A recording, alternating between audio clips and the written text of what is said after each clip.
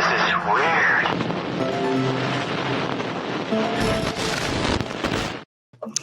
From the land of conjurers flying through the internet to your device like a UAP, hauntingly unexplained and downright weird. This is the Witching Hours, and we are ready to take off in the flash of an eye. Good evening to one and all, wherever and whenever you're listening to this program. I am Frosty, and joining me, as always, is the medium Jenny Lee. How are you doing, Jenny? I'm a little bit tired today. How are you? Yeah, I got a little bit. Sounds like somebody's got a case of the Mondays. A little bit. A little bit. Yeah. Yeah. Yeah. You know, well, I noticed this weekend it's getting darker just a little bit earlier. We got the, autumn season that's hitting. The days are getting a little shorter, and so I think it starts messing up the internal clock a little bit. Start getting dark a little earlier. You start getting ready for bed a little earlier. And then in the morning when you wake up, it's like still a little bit cold and a little bit dark.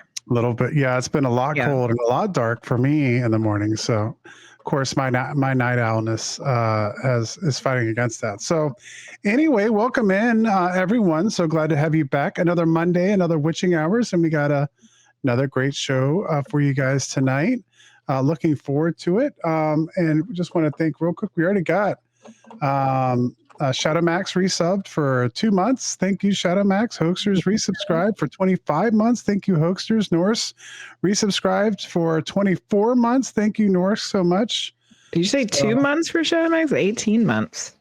For 2 months. Yeah, for 18 months. Yeah. Yeah. And, he said it's 3 Twitch babies worth. Yeah, got a new follow from Clarissa. So thank you so much. Yay. Nice to see everybody. We haven't talked about it since our last time we were on, but we hit that magical 500 sub count over on YouTube. Oh, took long enough. Yeah, it took a little, it's been coming quicker. Like it had been something I didn't even think I wasn't even kind of expecting to happen anytime soon. And all of a sudden things started blowing up. And I put up a thank you for the 400. And by the time I put up a thank you for the 400, I realized we were going to be hitting 500 possibly within like a week. Yeah. I have a quick funny story about that. I was telling little mama about how we hit 500 on YouTube, and she said 500 million. And I said, no, 500. And it was exactly like in the original Willy Wonka and the Chocolate Factory, when the teacher's asking how many candy bars everybody ate. And he gets to Charlie, and Charlie says, he's like, Charlie Bucket. And he says, 2. And he's like, 200, that's easy. And then he's like, no, just 2. What do you mean just 2? I can't figure out just 2. And it's like, it's exactly the same thing.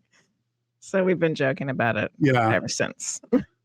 So we've hit the magic 500, and so we're already moving upward and on our way to 1,000. So we want to thank everybody for 100,000, all of you, 100,000, 1 million.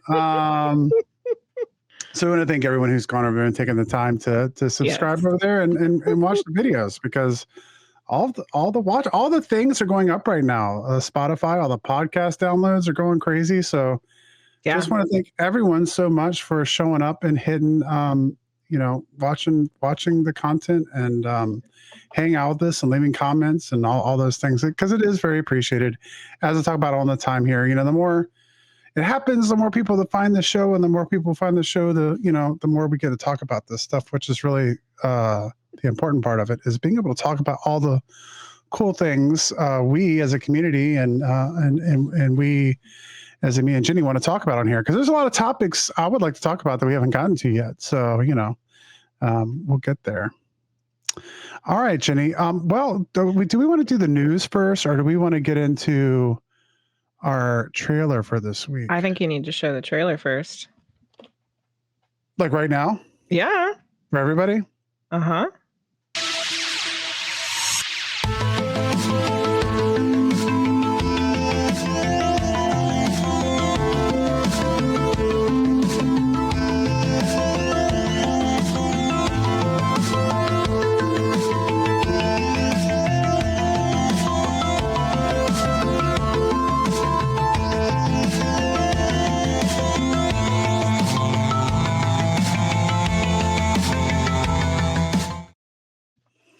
So there we go. Once again, Team Weird Takeover is coming back in 2026. We're going to have it in June. So save those dates.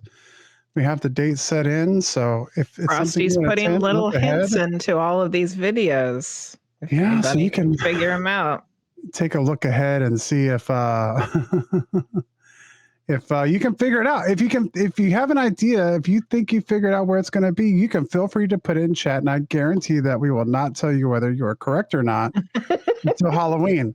But you will have the benefit of being able to screenshot that or putting it in Discord and saying, I knew it. I guessed it. So that's 2 videos. And this trailer is also set to go live on YouTube, I think at 8:30. So if you want to see it again, you can always go over to our YouTube channel that now has over 500 subs, and you can 500 million? You can watch the video and see if you can figure out where this year's Team Weird Takeover is going to be.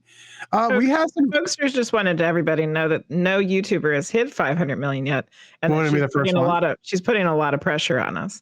Yeah. Yeah. Or, there's high standards, Oh my God. All right.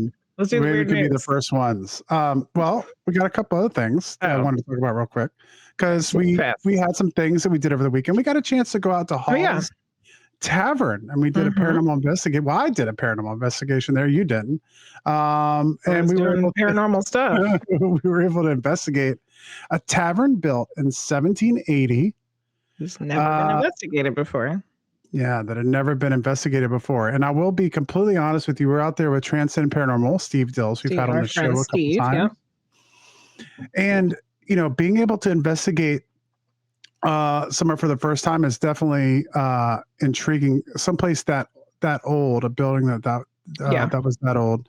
Mm-hmm. And, it was kind of one of those events where it wasn't so much like a paranormal investigation as it was kind of like an event where a team of paranormal investigators were kind of showing people who haven't really paranormal investigated before, like kind of dipping their toes in a little bit and like learning what paranormal investigation is. Mm-hmm. And so it's like super short. They only had a little bit of time to be able to run through and kind of be able to experience, some of the technology.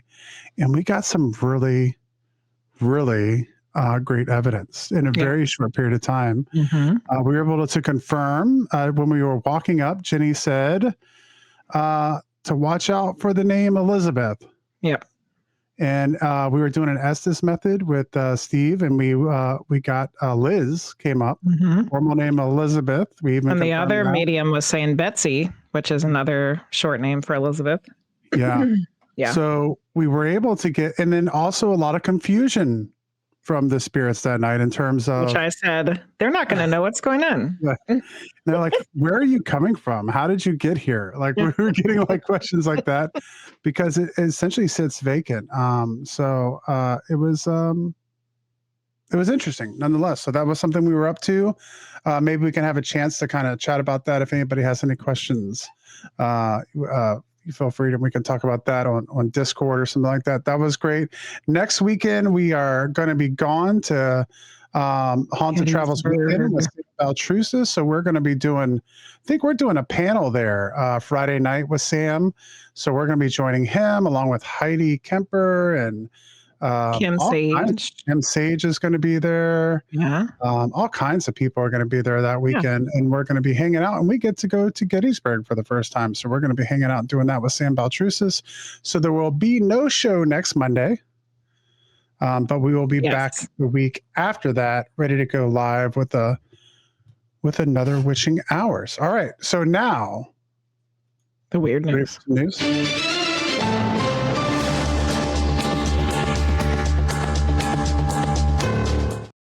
All right, guys, I'm usually the UFO guy. Here lately, I've become the AI guy, and we have some AI news.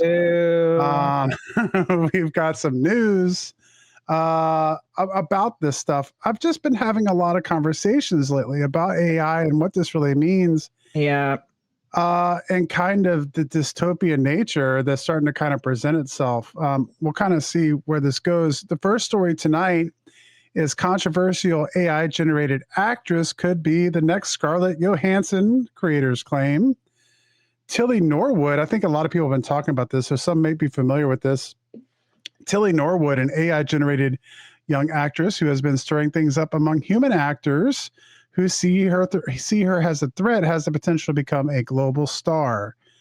AI has slowly been encroaching on virtually every sector of society and the job market, but we have a new company that has launched a AI actress, which they are saying specifically created by, let me see if I can get the name from the story here, Emily van der Velden, as her part of her company, Particle 6 Productions.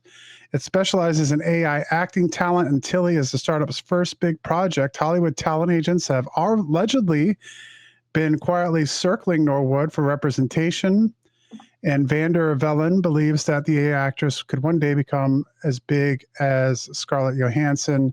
All over the internet, if you Google Tilly Norwood, you will see all kinds of videos and things like that, photographs and stuff that are being done with Tilly.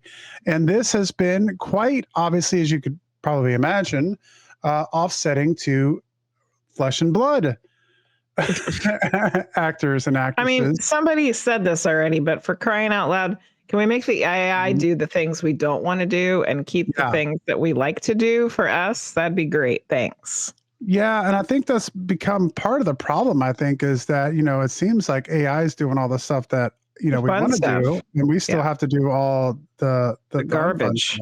Yeah. So, quote, to be clear, Tilly Norwood is not an actor. It's a character generated by a computer program that was trained on the work of countless professional performers without permission or compensation. The Actors Guild, SAG-AFTRA, wrote in a statement, which I actually think is Sean Astin. He's the president now. Oh, really? Yeah. So Goonies never say die, right. And they don't use AI. There's a hard shirt. time down here. Goonies never say die, and they don't use AI. All right. It has no life experience to draw from, no emotion. And from what we've seen, audiences aren't interested in watching computer-generated content untethered from the human experience. It doesn't solve any problem. It creates the problem of using stolen performances to put actors out of work, jeopardizing performer livelihoods, and devaluing human artistry. Yikes.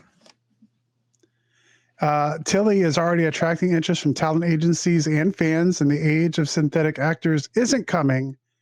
It's here, which is what I have been kind of wondering about for the last couple of days. It's like AI is coming, AI is going to replace this, AI is going to do this. And I think we've finally hit a period of time now, if it hasn't happened already, that, AI is here.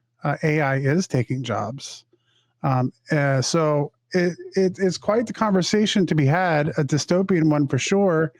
We were also talking the other night, I was showing you some AI videos, they're kind of funny, but AI, so, without going way off in the deep end on AI, I just kind of wanted to bring up the idea.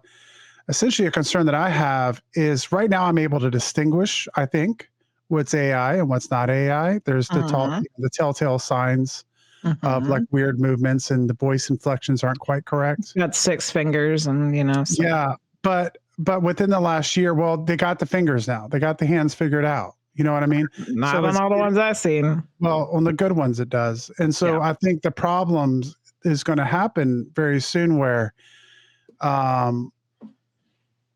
you're going to make a mistake and you're not going to be able to distinguish that this one news article or video you're watching is not real. So that's the problem I see coming up. In story number 2, we're going to stay kind of on the same subject. MIT linked startup unveils near telepathic wearable device for silent communication. As telepathy becomes a buzzword of brain-computer interface technology, alter ego, a new MIT-affiliated startup is unveiling a device that reportedly allows users to communicate silently at the speed of thought.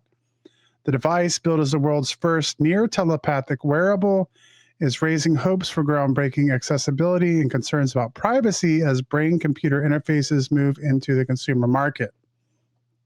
Are we getting dystopian enough for you yet, Jenny? I mean,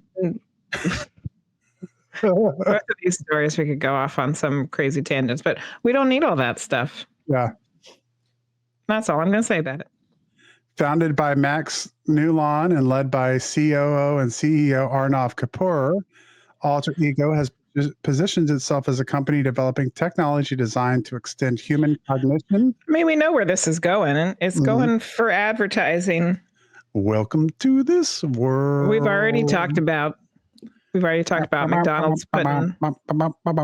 There's going to be an advertising straight to your brain now. Yeah. Instead of having to do it everywhere else. So we'll end it tonight on a good note, as I've tried to promise to do on the news. So a new survey shows which states are Halloween fanatics.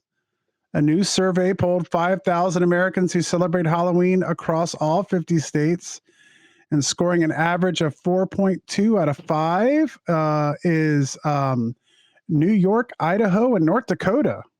That's surprising. Falling not far behind is Alabama, California, Iowa, New Hampshire, Oregon, Rhode Island, and Wyoming. Interesting. Californians ranked as the most eager to dive into the next spooky season, as more than a quarter, 26%, start thinking about the next Halloween before Thanksgiving and Christmas have even come and gone. Christmas. We were watching. They're already ready for the next. Yeah, Christmas. But they're not the only ones. So Tennessee, 17% ranked as the most likely to actually start preparing for the next Halloween a year ahead of time, followed by California and New Mexico. The survey was done by Talker Research. The survey explored how Americans across the country snack and celebrate during the spookiest time of the year. And according to them, the average American polled purchases 4.5 bags of candy per season. Because everybody's eating it before Halloween. Opting for. They ain't saving it for the trick-or-treaters. Half are going for the large or party size. I guess we need the we got to find out who's buying the large candies. What state's buying the most large candies? That means that that means 132.6 million American households purchase around 745 million pounds of candy during the Halloween season every year. Candy. While it might not be also, the weight of the candy equals about 33.9 billion bats or 62.16 million jack-o'-lanterns. Arkansas. I know. This was an interesting story. Arkansas are getting into the spooky spirit the most, including in a little more than 6 scary movies per season. So out of watching scary movies during the month of October. Arkansas got everybody beat. Watching all the horror movies. Arkansas's got all the Nightmare on Elm Street's going, and New York is right behind them with 6.0, watching 6 scary movies during the Halloween season. Nice. We plan our marathon every year, and we usually total about 0 scary movies, or 1.5. 1.5 is probably more correct. Because we have one planned this year, but I don't know. We'll see. We'll see what's happening. Yeah, I've been watching a lot. We got stuff to do. Anyways, that was the weird news. Katrina is a talented writer with a passion for blogging. As a resident blogger for the Spirit Realm Network, she focuses her talents on a variety of thought-provoking topics covering many different areas of the paranormal, like hauntings, UFOs, and cryptids. By day, Katrina can be found working on the front lines as a healthcare provider. Please welcome to the show, Katrina the Good. Hello. Welcome, Katrina. How are you doing? Doing well. Feeling the Mondays. Oh, yeah. That's one of the... And go ahead, Jenny. Side of my way home. Yeah. What was that, Katrina? I said I left work 10 minutes late and hit every red light. And side on my way home, and I work 10 minutes away from my house. Oh my goodness. That's the way it always works. That's all right. You're here now, and that's what matters. Yep. Yes, we're excited for you to be here. So, being a part of the Spirit Realm Network, one day I was going across the page and I was kind of looking through all the different shows and stuff that were going on. And I came across the blogs that were there that you had written. And I was like, I have to talk to this person because they're writing about all the things that I'm interested in. Because we're kind of eclectic on this show. We talk about paranormal investigation, stuff like that, but also UFOs and time travel and, you name it. And we're ready to talk about it. So I guess we can start with kind of like how, what kind of fostered your interest in the paranormal? Well, as I grew up on a carnival, and I've had some of my most unusual paranormal experiences on the Midway, and that really fostered my interest and realization of the paranormal. And my mother was excellent in all ways; she never deterred things I experienced. Some things that I've seen growing up, she kind of didn't know what to tell me. So she kind of is like, well, if it's not bothering, if you don't bother it, it won't bother you. Mm-hmm. You grew up and on a carnival. I need to know more information about this. Well, it's a generational. My great grandparents worked the Midway, and they ran a photo booth, which was a huge deal back in the 20s and the 30s. Mm-hmm. Grandmother, how they did the colored photos back then, at least on the Midway, is it had to be done by hand. So my grandmother had to color everything in for these color photos. I think the color photos were 35 cents. Oh my goodness. Oh wow. So, and then of course was my great grandparents, my grandmother, my parents, and me. I did get off the Midway when I was 14. They said my mom was over it. She said she's no more. And later on, she just said she just wanted me to try to be normal and whatnot. But later on, to be out on the Midway, I guess is my turn. But I worked full time during the summers. I worked the games. I got the same pay rate as the adults. I worked the same hours as the adults. I tore up. I did my inventory. I did all the things. Working my games, I had a mini basketball, and I also did balloon store, a bottle up. I think that's it. Wow. Yeah. So what kind of experiences were you having in the Midway? Oh, we traveled. When you're working on a carnival, and you're at one location for 1 week. So it's sun up from sundown working. But one of the every places have all different energies. And experiences. This one location in Michigan, in Ionia, the Ionia Free Fair. This particular fairground had a blue painted brick building, which was a big bathhouse. Mm-hmm. Mm-hmm. That's where you would go. But every year, I would go and have my game set up here, and I used this bathroom. There was never anybody in this bathroom. Never seen anybody go in or out. But every time I was there, it was the same one woman, same clothes, sitting in this little chair. She said there's a bathroom attendant. I give her change as a tip because her tip jar was always empty, but she just had this presence about her. And she just, every year, she'd be like sitting there like she was waiting for me. She's like, I'm so happy to see you, baby. I'm so happy to see you back. And like, she just had such a calming presence, but there was never anybody in this bathroom. Weird. It was weird. So I don't know if that was paranormal or there's something about this bathroom that I just didn't know.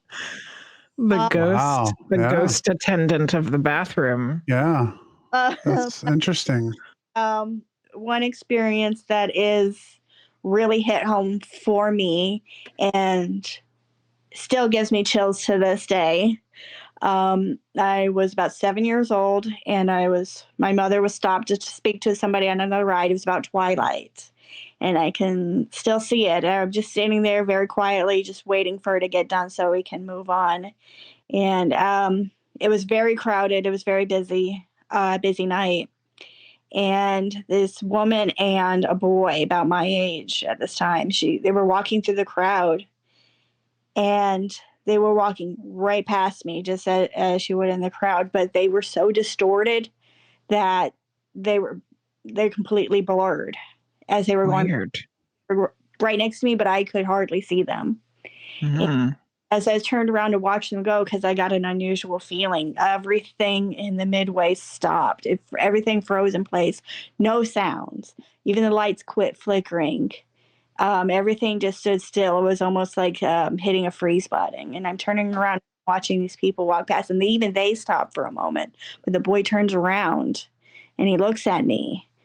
And it was probably I'm in my bedroom. So it was probably me to my bedroom wall, or maybe a little bit farther from me, but I could still see him. He turned around, he looked directly at me. He didn't have any eyes.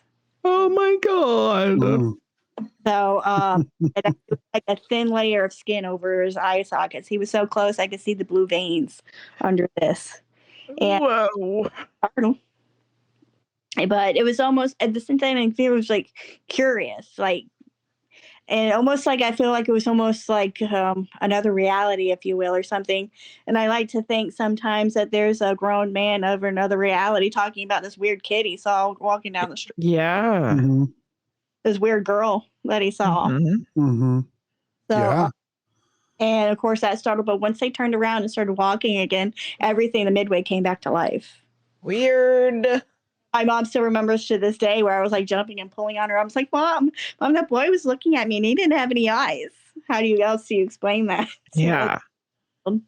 That's a very strange experience, because it's like you were seeing people that weren't really there, maybe, but then also like this whole time stopping thing, like, and those things together. Yeah, that's amazing. Yeah. My most, I guess, say, profound experience in my life. For sure. It gives me chills and keeps me up at night. Yeah. I think I saw you. Did you write a blog about it? Yes, it was quite a while back. Yeah, I was looking through your blogs on the spirit realm and I saw that. Like, wow, that was your experience. Mm-hmm. And Goodness gracious. And I founded a paranormal group a few years back. It had to disband for various reasons, but I did that for a while. And I work in hospice, so there's things. I'm a hospice nurse.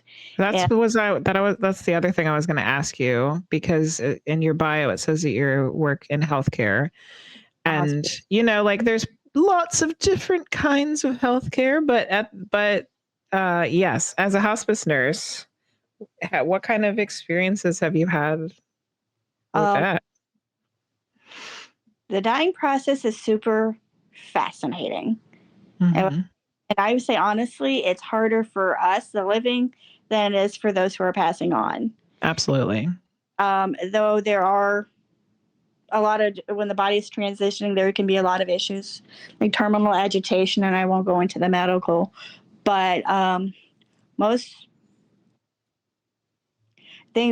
universal, doesn't matter what culture or country is from. I think when it's very similar. We do get those who are talking to.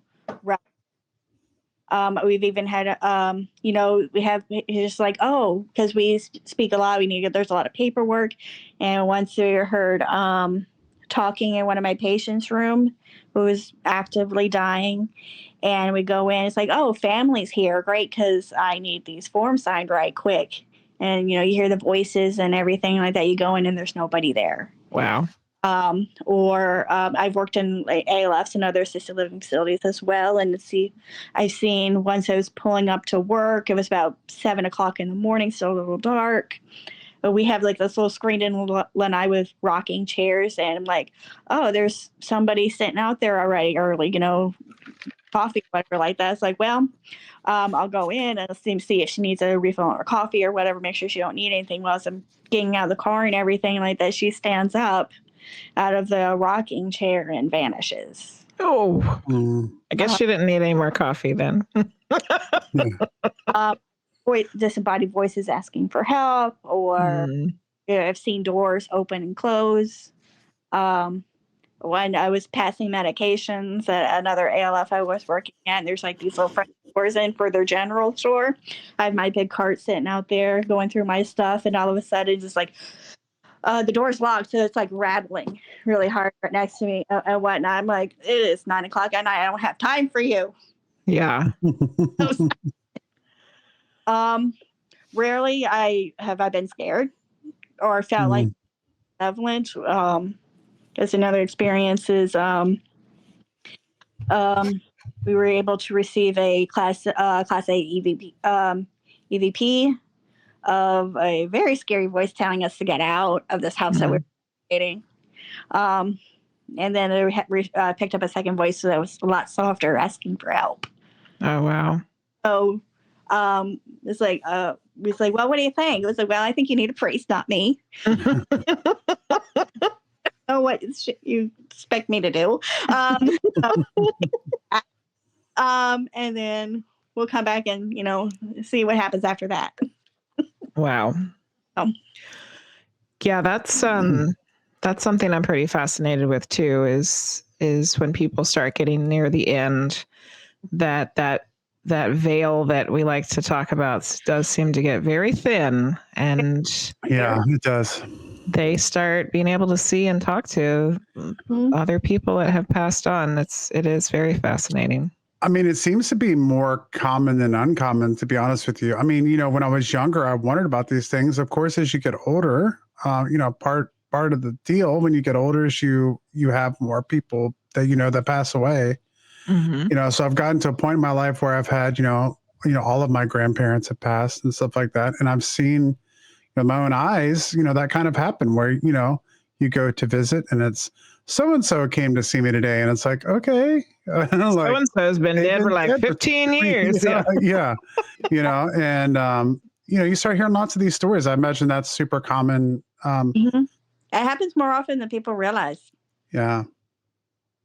Is it something that you guys discuss kind of, I mean, not to give away all the, anything, but is it something that nurses and stuff kind of discuss behind the scenes? Is that common? It's very common. And, a lot of people think of like doctors, nurses, and whoever is like these very stoic, very like textbook people. They're some of the like most wild, superstitious people you'll ever meet. They're wild. The break room, it's a holds bar. Yeah. For everything. Yeah. So. Well, you guys have to deal with so many different aspects of life. Just to leave it at that I imagine you have to not hold anything back just to sometimes get through your workday. Times. When I was still doing my clinical rounds, I got to witness open heart surgery. It was really wild. So the surgeon was prepping and whatnot. And he's like, oh, I didn't get my newspaper, my comic book section or the comics, whatever. Yeah. Like, can you go grab that for me before we start? I'm like, okay, well, you're about to do open surgery. What do you need the comics for? So he's like, he thinks, so, okay, thank you. He put it on top of the of his file cabinet in the OR. And he said, what's that for? It's like, well, just in case they come out there for a second, they have something to look at. Oh, wow. That's serious. Oh, interesting. Oh, my goodness. So, no, yours and the behind the scenes can be quite, yeah. That'd be for him. It was for the people that were floating around while they're having their surgery. And that's kind of interesting because, we've talked to people who have had out-of-body experience or near-death experiences on the show. And so, that's something, to be able to try to base some evidence off of, too, if someone were to report seeing, the comics on top of the, just a way to, and so that's kind of an interesting thing to do. Maybe not for that reason, but it could be. Yeah. Could still be useful in that way. I was listening to a near-death experience story, and the lady went up and out through the ceiling, and she saw that there was a shoe on the roof, and they were able to back that up later. Like, they went out and found the shoe that she was talking about to prove of what was happening to her. Yeah.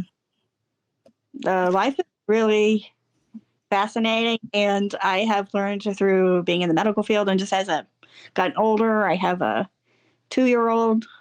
Now is that not only is life really short, because since I've had my girl, I don't remember most of the last 2 years.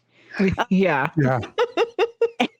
And you really this realm, not a whole lot really is permanent, and you really shouldn't take it too seriously. Yeah. For sure. So read your comics. Yeah. and that is a true statement. We are newly minted grandparents over here. Yeah. And one of my coworkers mentioned to me the other day that the baby was already 2 weeks old.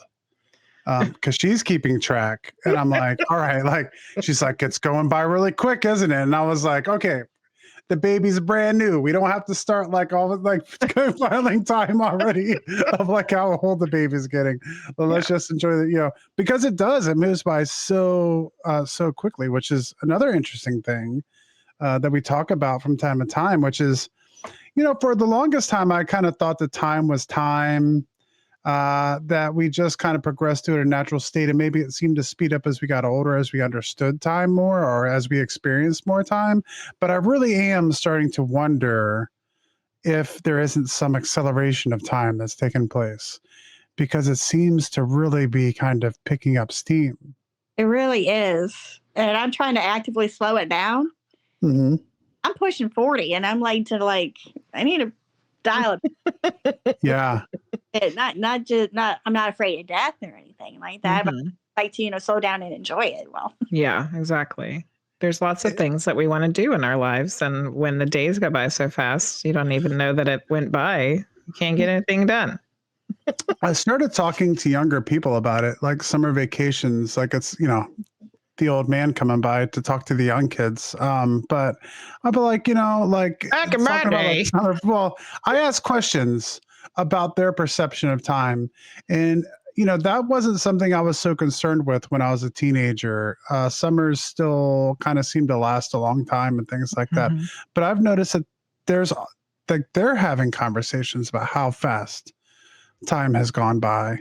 And that wasn't something that I perceived at a younger age. I didn't start kind of experiencing what I guess I'm perceiving as faster time probably until, 10, 15 years ago. I felt like it really started speeding up more. So I don't know. That'd be something to look at. So as we go through the blogs that you've written, as I was kind of perusing through there, one of the things that really got was just like the different things that you had written about, like covering a lot of different kind of topics. And one of the ones that you had discussed was specifically the Phoenix Lights, which was one of, I think, my favorite topics. So cool. Yeah. So tell us about that process. What made you want to write about it? And like, kind of, how did you go about finding out the information to write about that? Well, one thing I do enjoy, I've been with the network. I have several blogs. I've been with the network pretty much since the beginning, or not close to it. And Mr. Jim is very flexible with me, so I kind of get to write about whatever catches my fancy at the time. Mm-hmm. And I was discussing, the 90s with one of my neighbors in the neighborhood. And they're talking a little bit about the Paris. Like, do you remember the Phoenix Lights? And she says, no. Like, you're in the Air Force. You're retired Air Force. Mm-hmm. That's it. It's like, well, I can't say. And still to this day, she's retired. She's been Air Force. I'm still not 100% sure what she did. Mm. So it's just like, you know what? Let's look into that. And part of my process is I like going back into the archives, like newspapers.com. You got the open source archives and whatnot. And I can just, when you get your subscription, you can actually just search. I just search the Phoenix Lights, and it can take you back to the archives of newspapers, magazines, and things like that. That happened as this story was through that. That's one thing. A part of my process I like to do is I want to go to, as best I can, to the source at the time. Because I have found and discovered, before I joined the network, I was writing was independent blog, and I did a bit on Spook Hill here in Florida. It's one of those locations where you park your car and you can go into neutral and it's still going to drive around the road. And like the current, when I was going back and looking at the history of the Spook Hill in the area, the current legend of Spook Hill now is not what it was like even 50 years prior. Yeah. And because initially, if you even before that, and it was actually even more interesting because here in Florida, I live in the Tampa Bay area, and we celebrate every January Gasparilla, the pirate parade. Sounds fun. It is fun. And so we don't need to be the best in Halloween because it's Halloween every day here in Florida. Well, of course, we're going to celebrate a legendary pirate invasion because why not? Yeah, why not? And Captain Gasparilla's led the invasion. Well, when I was going back into the archives, and you can go like some of these, you can go way back, 1700s and whatnot. I believe there's one from the 1700s. I can't even remember a bit. Remember even reading the story of Captain Sarsaparilla, and is supposedly a cousin of Gasparilla. Oh, they have the greatest names. Oh yeah. So at that time, like 50 years ago, Sarsaparilla retired here in the area and was buried at the bottom of this lake near Spook Hill. And that's how it became haunted, because legendary pirate that's supposedly buried at the bottom of the lake. And of course, nowadays, it's not even that. So that's long story short. I like to try to go back to close to the source material as I can. Because I feel like that information is less filtered. So the story of the ghost of the pirate being buried in the bottom of the lake was lost over time. So what was it replaced with? Why was it still being considered a spooky place? Well, it's because that was supposed to be like, because it's still, when you park it at this one location on the road, your car still moves.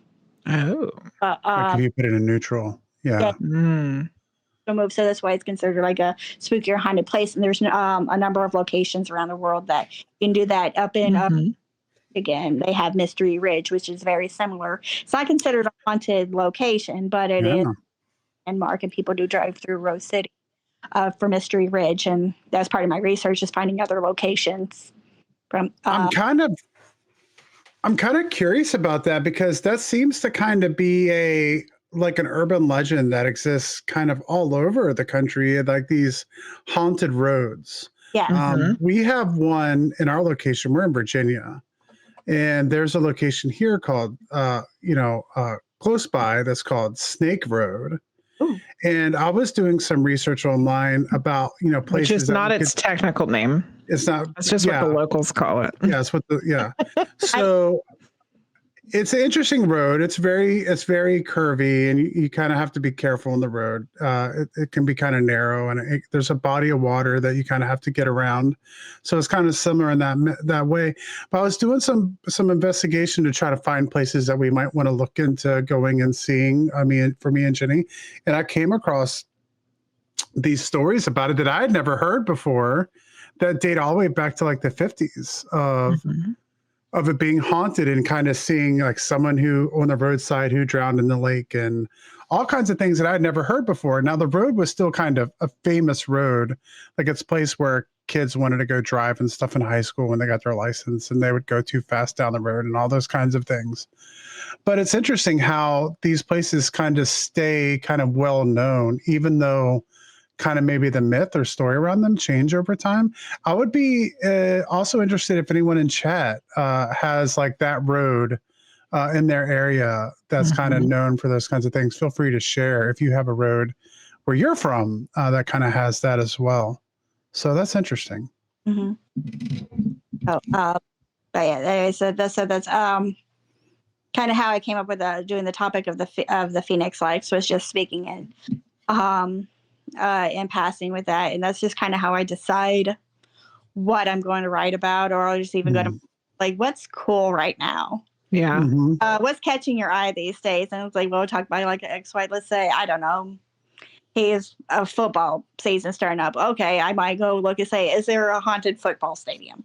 Or something like that, or just one thing I had been writing a little bit more lately, that's why I also chose the Phoenix Lights, is UFO phenomenon is one paranormal event that I'm the least familiar with. So to expand my knowledge. Yeah.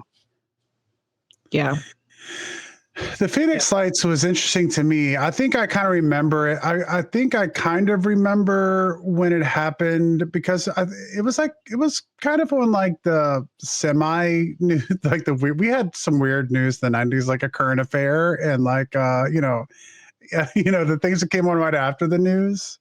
Like semi news networks. But I remember, kind of seeing it on there.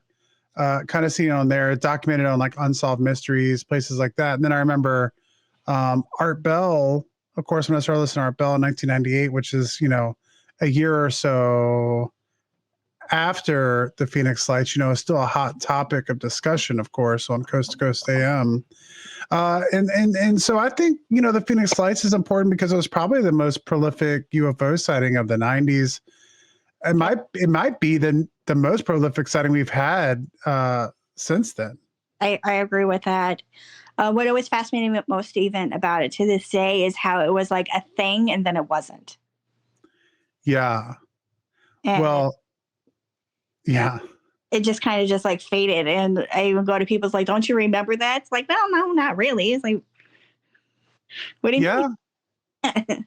Yeah, I don't think I have a recollection of it when it actually happened, but I was still kind of young.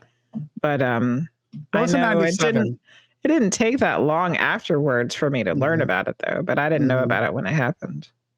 Mm-hmm. Yeah. Plus, we didn't have. Well, I guess we did have the internet, but like you weren't getting your news off the internet yet, and so it was kind of a situation where unless you happened to catch the live report on the evening news that they did about it, you might not have caught it. I think I do remember the mayor or whoever having the guy dress up like an alien. I think I do remember that happening, but I didn't know what it was about.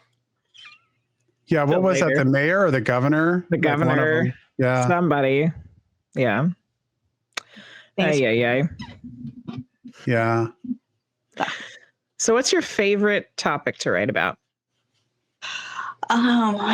Goodness, that's especially these days, I always enjoyed writing and researching and whatnot.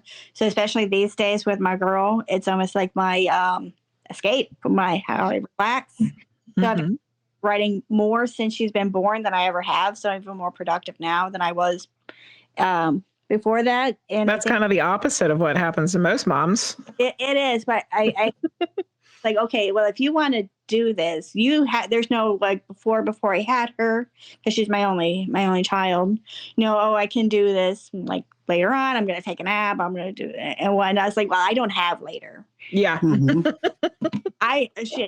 She's laying down for a nap. I have a good 45 minutes. Mm-hmm. Get this done now. Yeah. The dishes don't get done, and then I don't get done. And my husband is awesome. And sometimes if I'm poring over my keyboard and I'm all like wide-eyed and everything like this, like, hey, why don't you relax? Like, I am relaxed. You're relaxed. Well, that's wonderful that your writing is your relaxation. Mm-hmm. Yeah. But I don't look very relaxed when I do it. That's probably, I could probably identify with that because the witching hours is kind of the same way. Like I spend a lot of time, believe it or not, it takes a little bit of effort to do all the things. And so I spend a lot of time working on it and I probably look stressed out, but at the same time, it's kind of like my creative platform, it's a way to be able to, get those juices flowing. So. And I do love, I think it's the Carney in me. I do love a good over the top story. Anything wild and everything like that. I'm all about that life.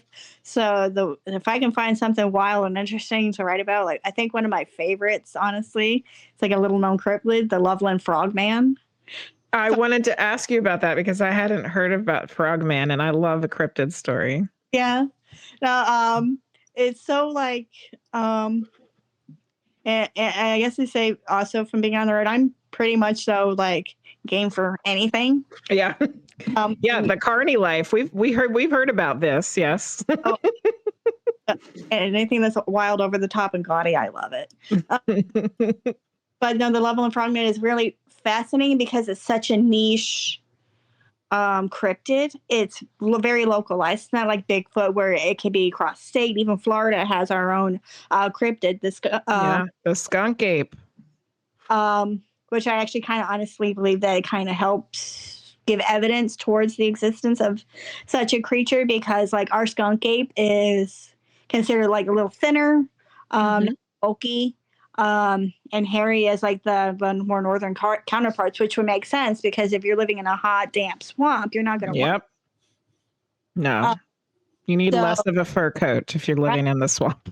And bulky and hulky, and around because you're just kind of mostly going through like swamp and open field and things like that. You're not going through a redwood forest. So, but the Loveland Frogman is like is very localized in this one single stretch of road. And I think it's exactly how it sounds. It's a giant frog, could be about 2 to 4 feet tall. Can be bipedal. Hang out in this one little bridge. It appeared for a little while, and it kind of like was sporadic through the 70s, and going up to, I think maybe the last site was one, and it's never been even seen or heard from again. Wow.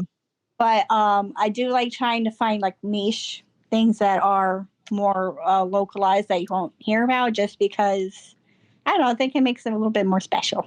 Oh yeah.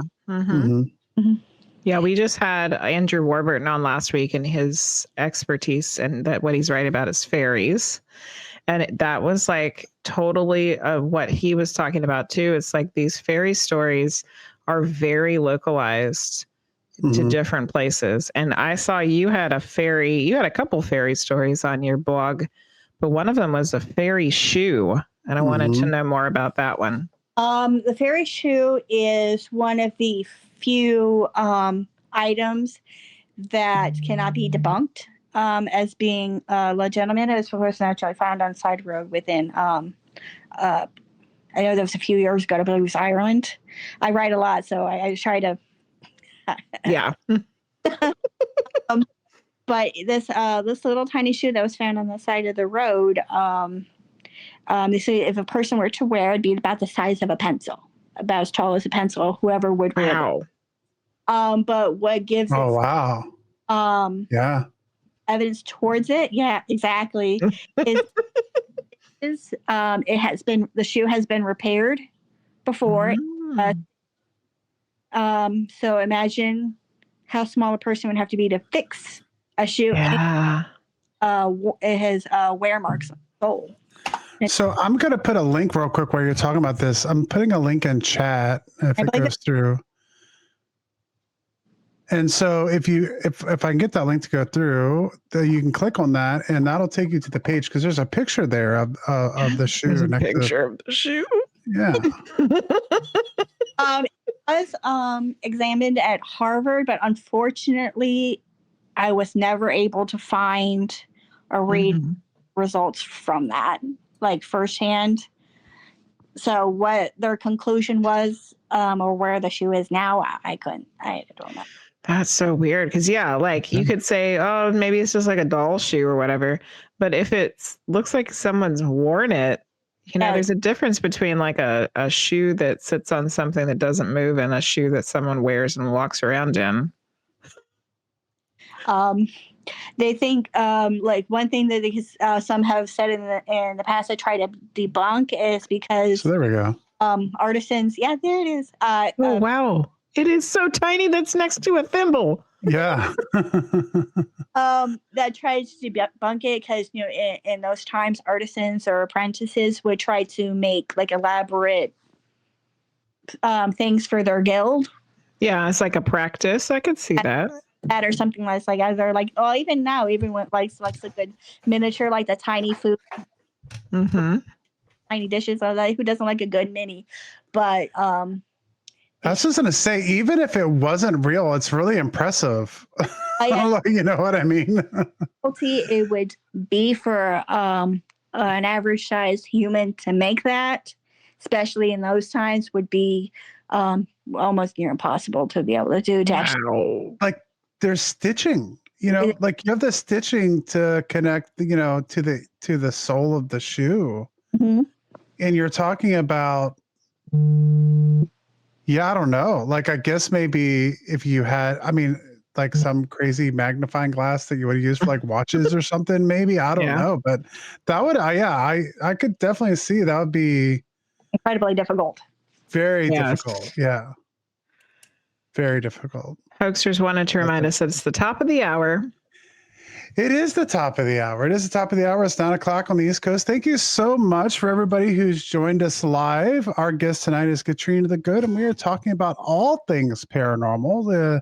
You can make sure to check out her blog over on spiritrealm.net. You can go to spiritrealm.net. If you scroll down, you will see the blog page, and you can go check out quite a few articles. There's 3 pages of blogs. You can come and, it is kind of the perfect time of the year to go through and read some of these things too. Mm-hmm. There's a lot of really great stories from cryptids, the history of tarot, UFO sightings, hauntings, fairies, all kinds of things on there. So make sure you go through and check it out. We'll have the link in chat tonight. And if you're listening later, there will be a link listed down below in the description. So make sure you go check that out and catch up on those writings. If you have any questions as we move along tonight, feel free to put them in chat, and we'll make sure that we get any of those to Katrina as we continue our discussion. If you are watching the show or hanging out with us now, then you already know Medium Jenny Lee. But did you know you can book a private session, explore her spiritual services, or check out her latest content all in one place?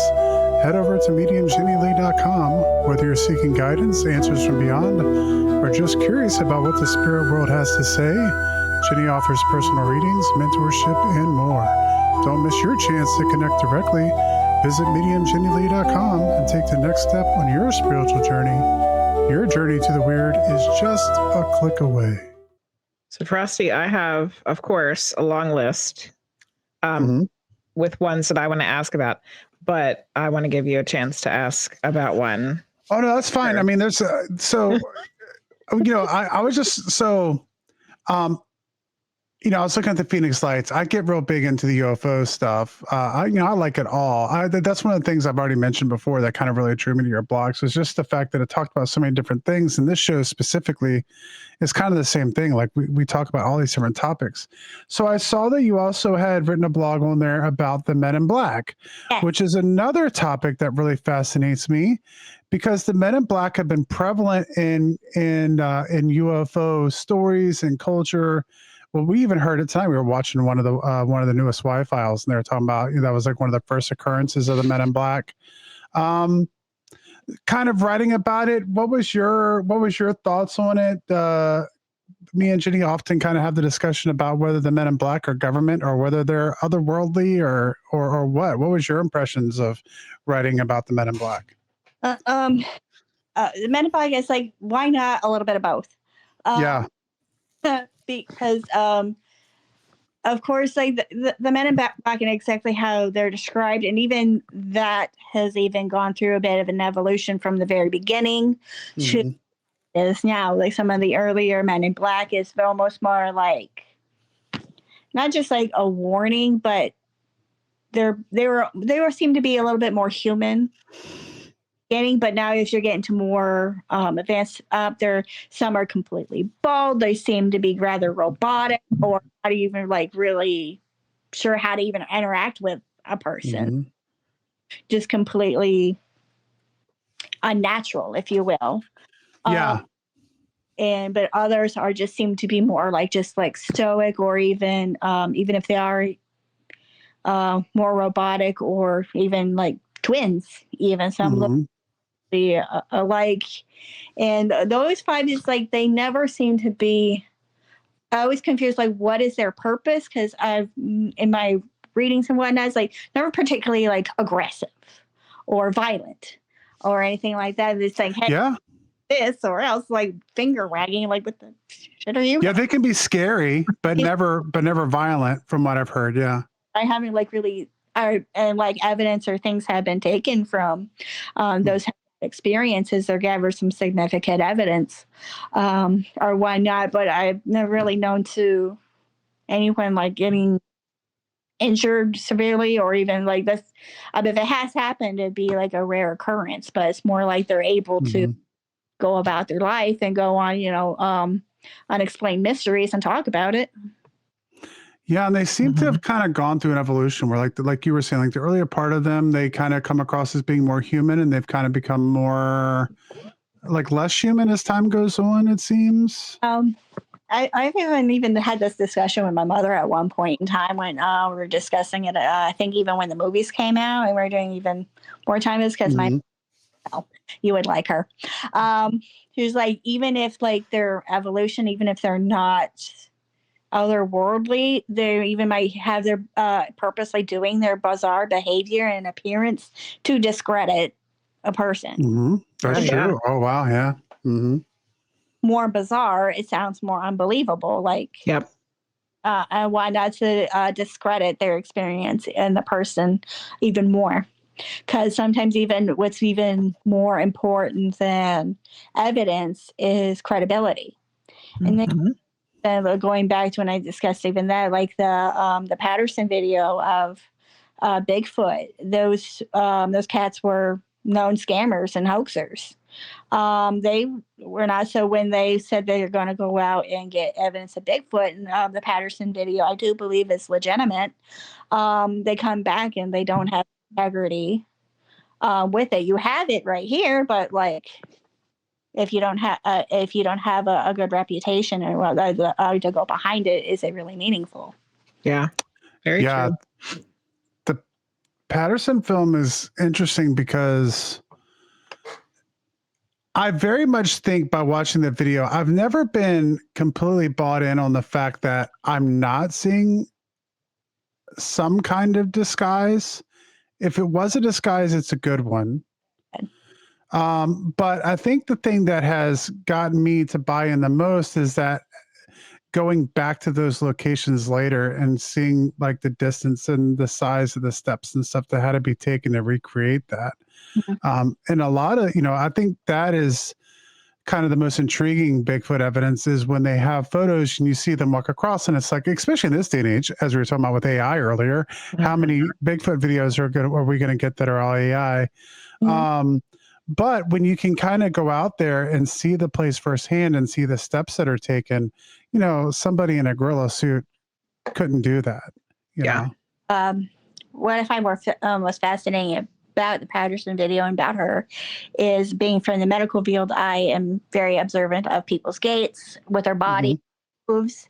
She is female. She has breasts. For like that, even especially in those times in the 60s and whatnot, I don't think someone like that would even think that to even have that. Female, for one, and just how the muscles move under her skin and her legs. I mean, homegirl, she does never skip leg day. She never skips leg. She's powerful, and just to see her about how her her muscles move and her skeletal anatomy is really fascinating to me. Yeah, that is true, because if it was just somebody in the suit, it would be kind of loose fitting and you wouldn't see any kind of that definition in there for sure. And it absolutely never would have had boobs on it. It would have been like a 6-pack or something, Yeah. If there was anything on it at all. Yeah. And then, like I said, the recreation of the size of the steps, were pretty amazing. So, yeah, that's interesting. That's a really good point that your mom brought up about the men in black acting weird on purpose to discredit people. I never thought about it like that. Especially if that's their purpose. Yeah. If their purpose is to scare you from talking about you seeing a UFO or crash retrieval or whatever that you saw, and you start to talk about it and you get visited by the men in black, not only are they threatening and trying to shut you up, but then also at the same time discrediting your story. Or weird. Yeah.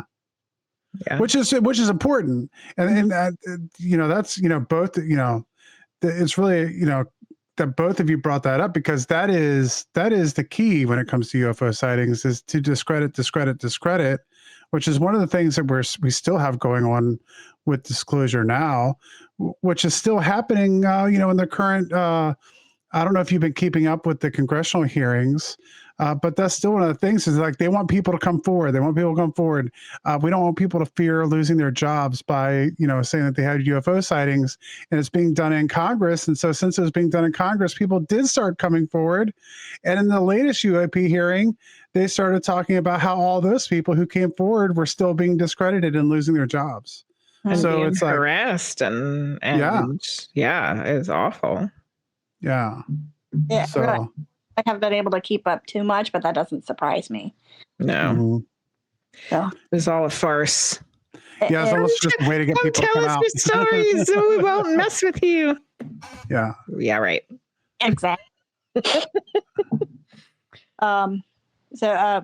I believe even in one of the other blog I even wrote in is one of the earliest recorded UFO sightings in the United States was in the 1500s.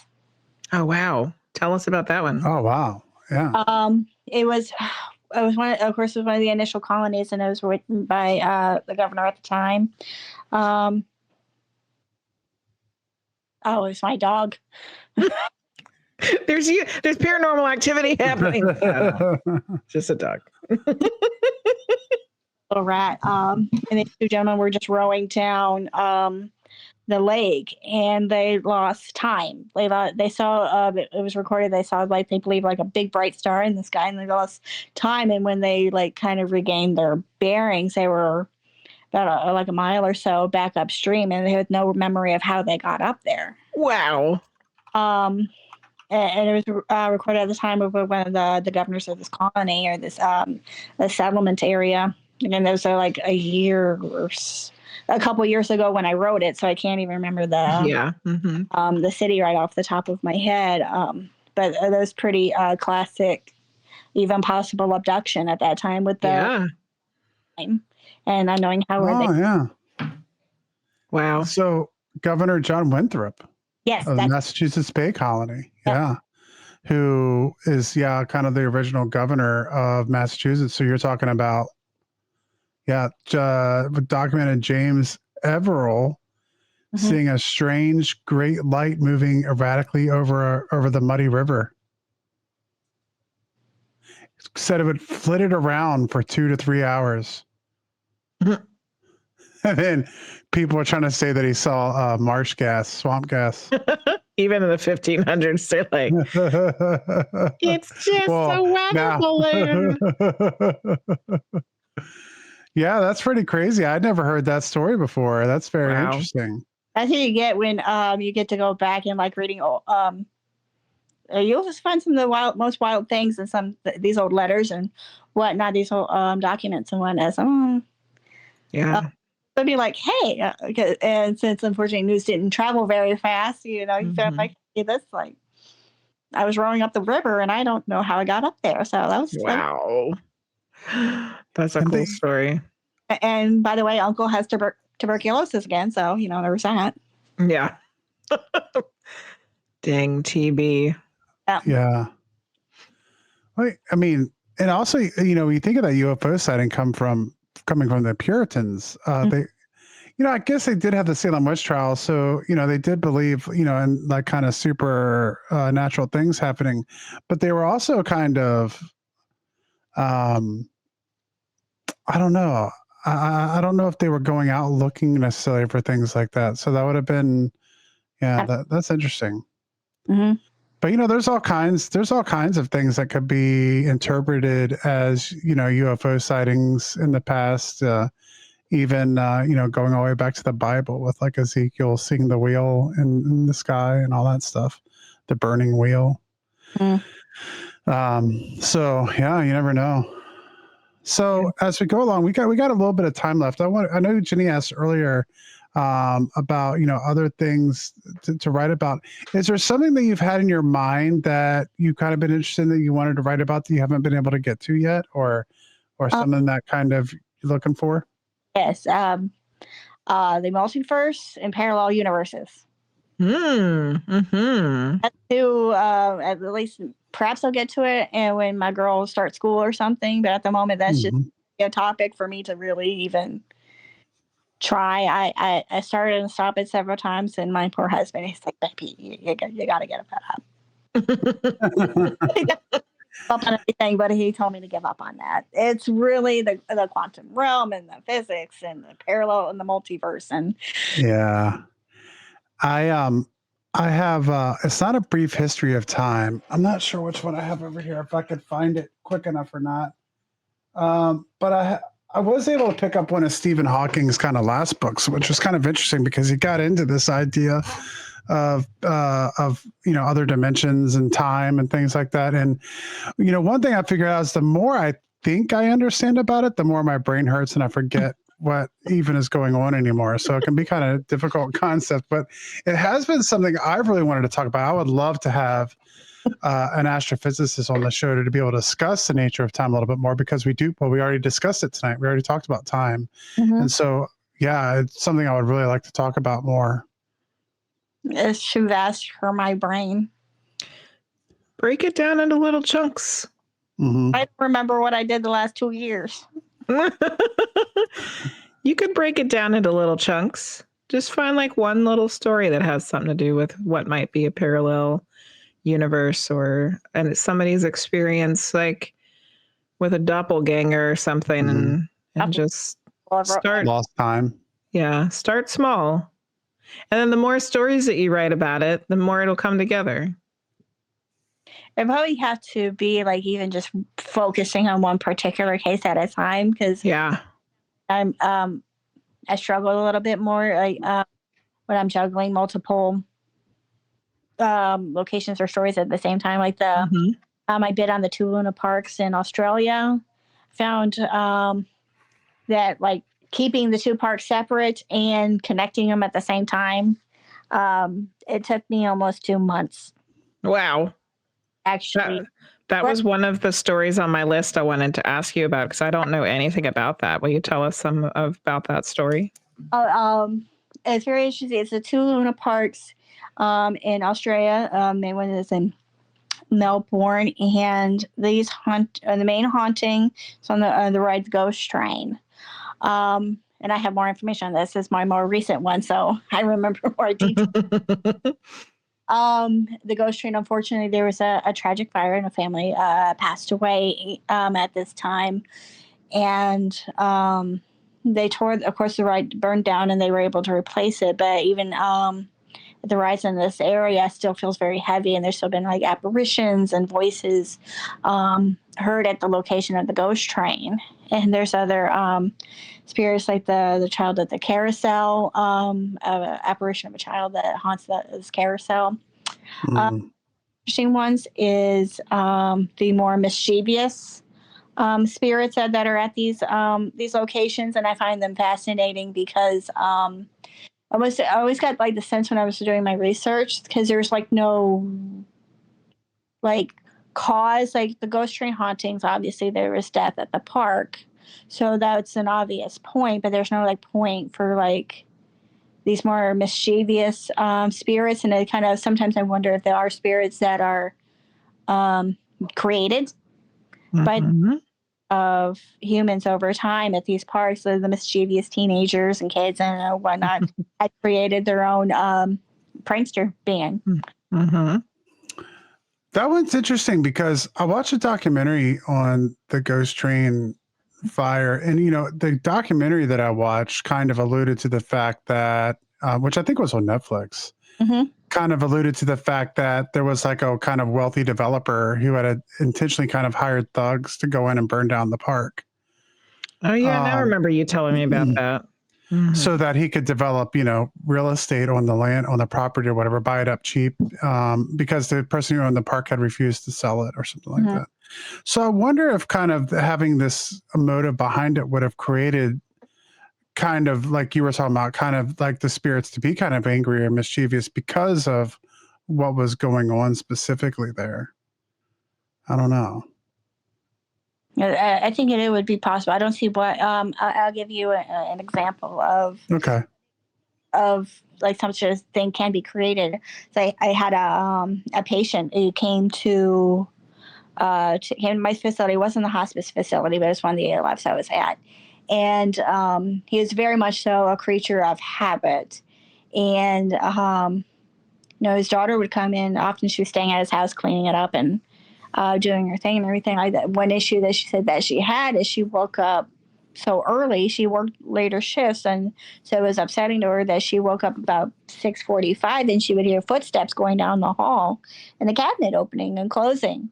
But it's like this would happen, and that was it. It was just this reoccurring event: step, step, step, and this cabinet opening and closing. Well, later on, as she was telling her dad, it's like, well, that's it. It was like he was an early riser, and he liked to have cereal in the morning. So it was step, step, step, opening this cabinet where he kept his cereal. Mm-hmm. Same time every day, and it was left like residual energy. So it wasn't a true haunting like a spirit.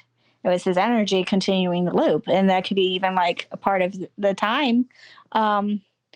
Issue is okay. It stopped at this time, but is there somewhere else where this is still reoccurring, and it's almost like over, and keeps the loop going? Yeah.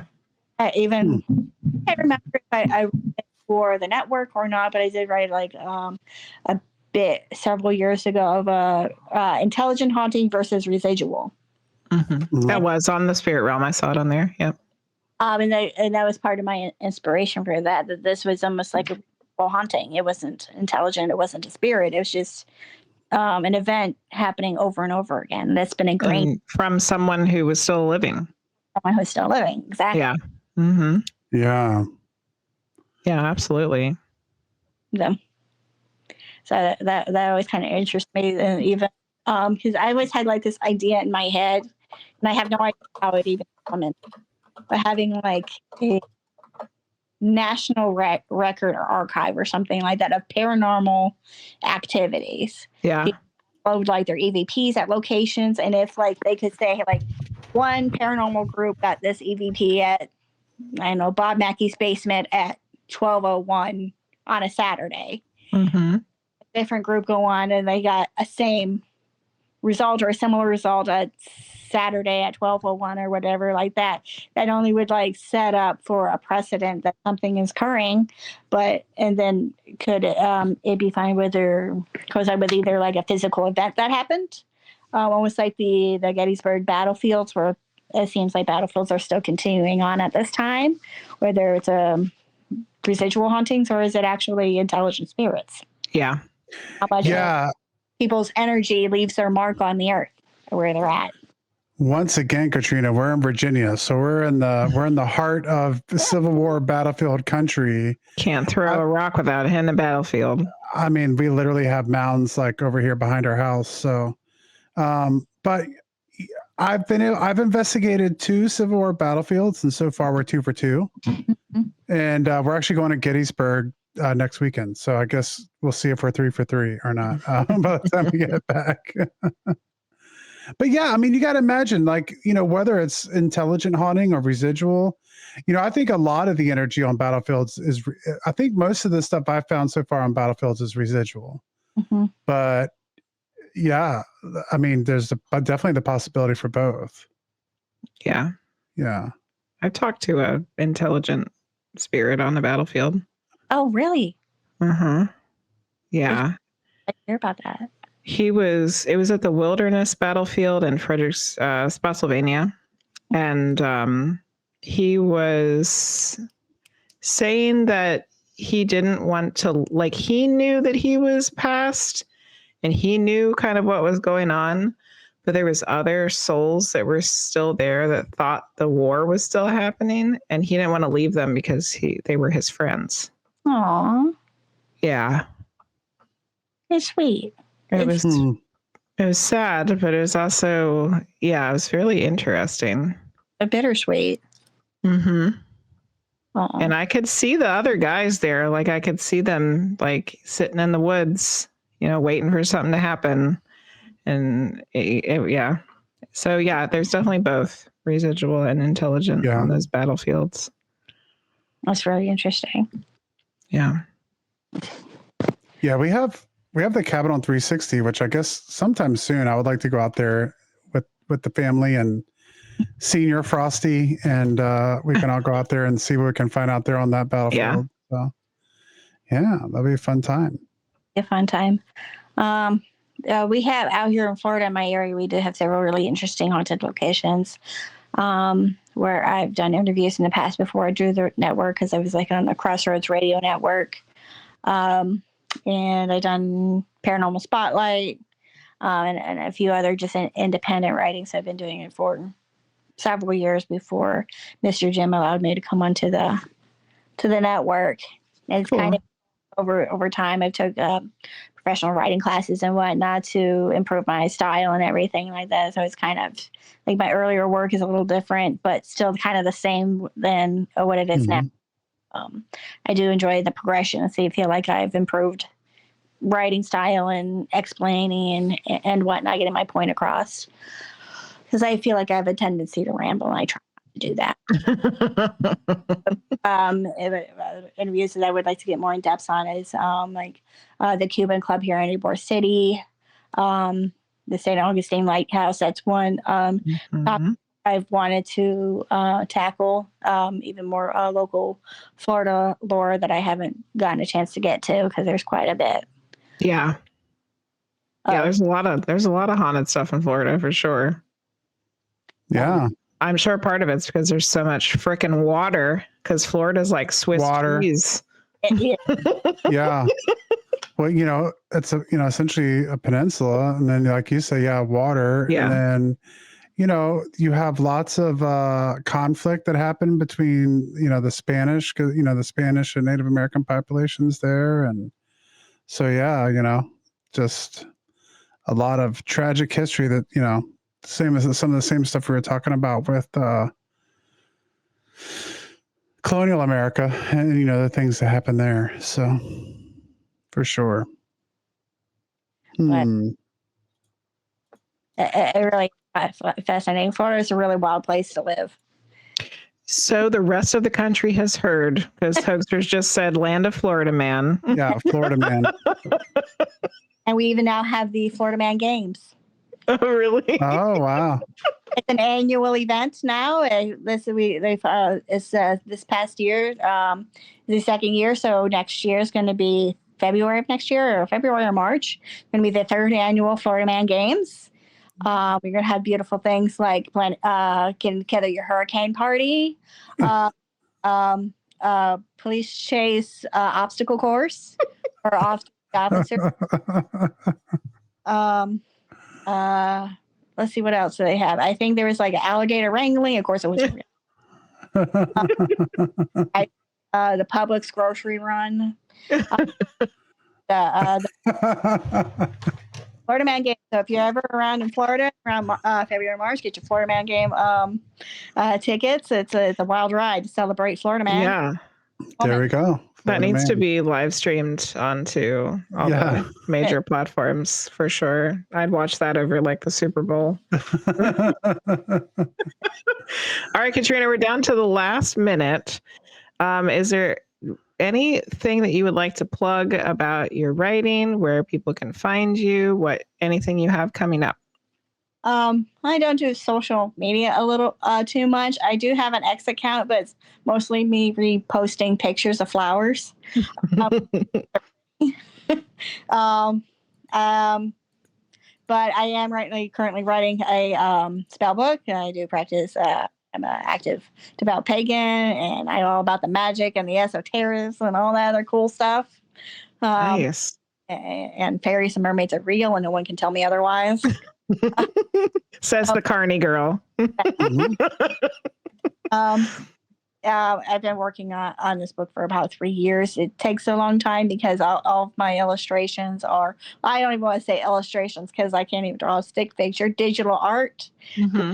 Basically royalty-free images over filters and layering.